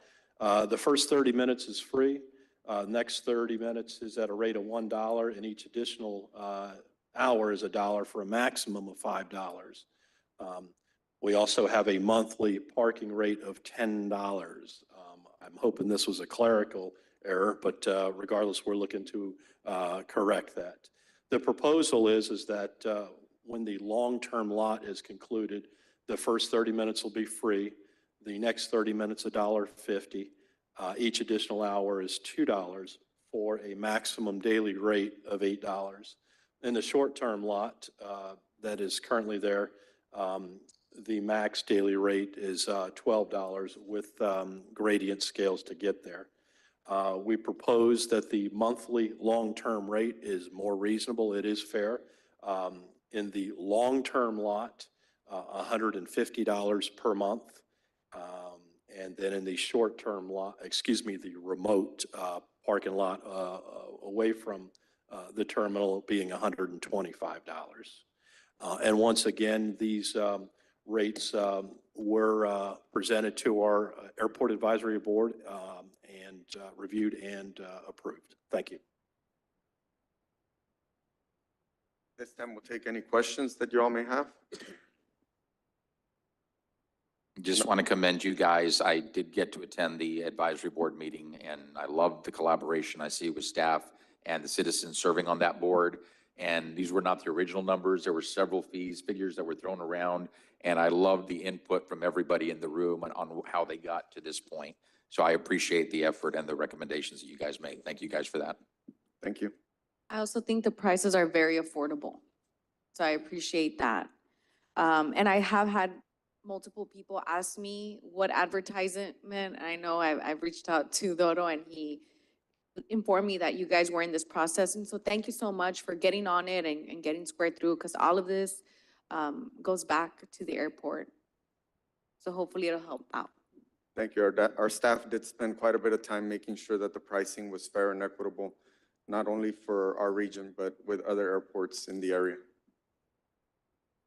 I move to approve. All right, we have a motion to approve. Second. We have a motion and a second. This is a sorry, public it hearing, was a guys. public Oh, hearing. Yeah. I'm sorry. This is a public hearing. If there's anyone here that wishes to address the commission on this item, please step forward. Second. All right, we have a motion and a second to close. Any further discussion? If not, all those in favor, please say aye. Aye. All those opposed say nay. Ayes have it. Public hearing now closed. Motion to approve. All right, we have a motion and a second. Any further discussion? If not, all those in favor, please say aye. Aye. All those opposed say nay. Ayes have it. Motion carries. Items for individual consideration. Item number 1, consideration and action on second and final reading on ordinance number 2023-1733, an ordinance of the City Commission of the City of Brownsville, amending Chapter 22 to add Article 14, establishments not licensed by the Texas Alcoholic Beverage Commission, amending the city's master fee schedule to adopt annual permit and inspection fees and other related matters. Mayor, on this item, I'd like to ask that we table it. There was still some confusion among the business owners, and even I was confused. I thought we were going to do this next week, not tonight. So I know some of the business owners are planning to be here next week to ask to speak. The reason they didn't speak at the first meeting was it was just confusion in the messaging, as far as the message was, we're not going to shut down these businesses, we're going to regulate them. And we're talking about BYOB establishments. But the business owners were thinking of themselves as after-hours establishments. So when we said we're not going to close them down, they thought after hours was still going to be allowed. And PD has done a great job of having public meetings with the business owners. I've had meetings with the business owners. There's a much better understanding. I think they know this is clear, that this is coming, but they would like the chance to come back just to be heard a little bit. And so I'd like to move to table this and bring it back December 12th as a public hearing item and a second reading. So we have a motion to table. We have a second? Second. We have a motion and a second. Any further discussion? If not, all those in favor, please say aye. Aye. All those opposed say nay. Ayes have it.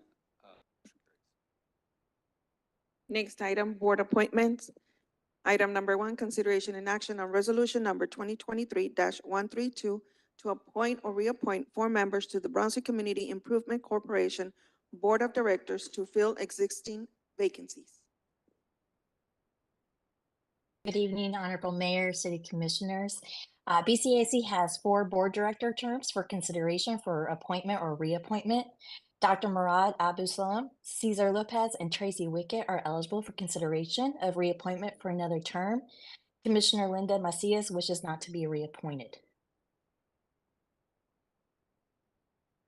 Thank you, Corey. I'll move to reappoint Murad Abu Salim.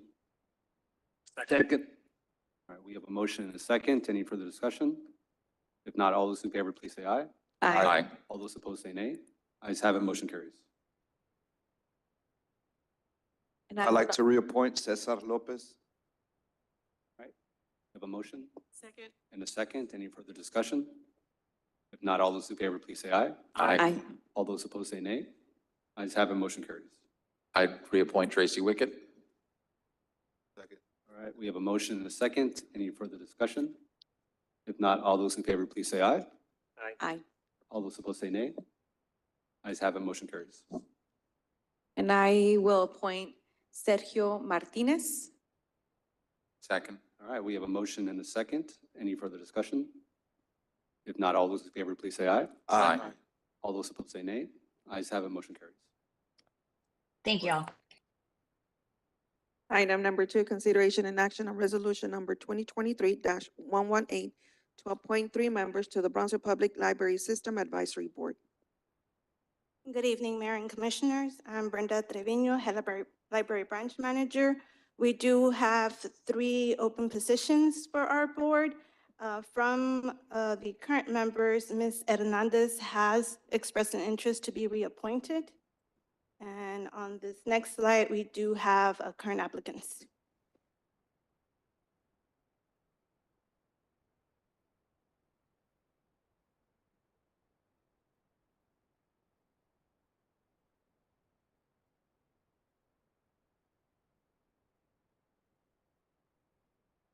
I'd like to reappoint Ms. Hernandez.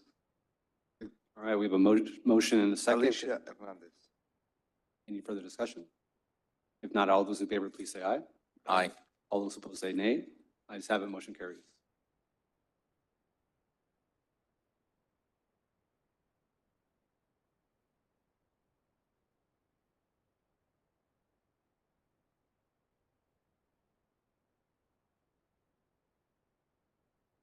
Well, I will move to, well, I will appoint Michael Gossage. Second. All right, we have a motion and a second. Any further discussion? I'm absolutely and vehemently against this appointment. Well, these, I noticed that sometimes the people that have applied, they're like 2 or 3 years ago. Is this the latest update? This is within the last year. Yes, it is the latest. These applications were received in October, the month of October, and the one, Ms. Claudia Lozano, we received her application on May 19, 2023, but all of the applications are from this year. Okay, because I don't have anybody. Is it okay if I can wait? Just. Yes, you can bring it back at the So next can meeting. can I withdraw my vote? Yes, you can withdraw.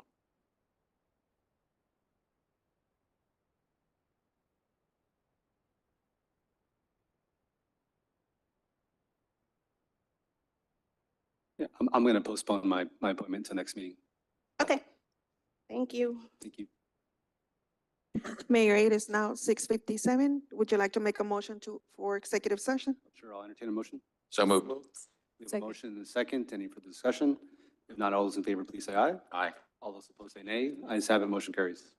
The following items will be considered during executive session. Item number 1, closed session pursuant to Texas Government Code Section 551.071, consultation with attorney related to Project Explorer.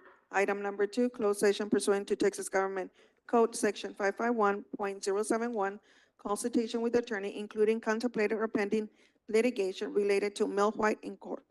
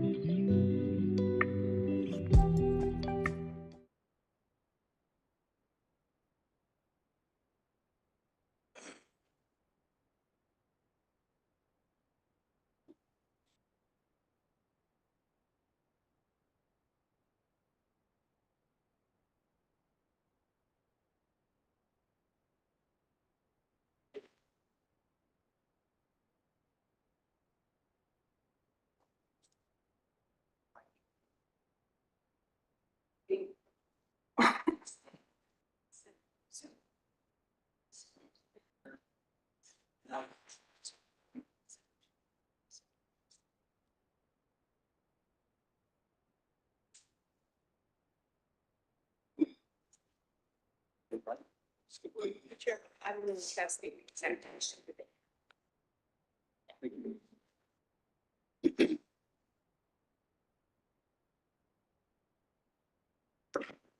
Mayor, it is now 8:01. Move to adjourn? Aye. Mayor's, your mic's off, Mayor. All right, meeting It adjourned. is 8:01. Meeting has ended. Thank you. Do good. Missed the adjournment. Most exciting part.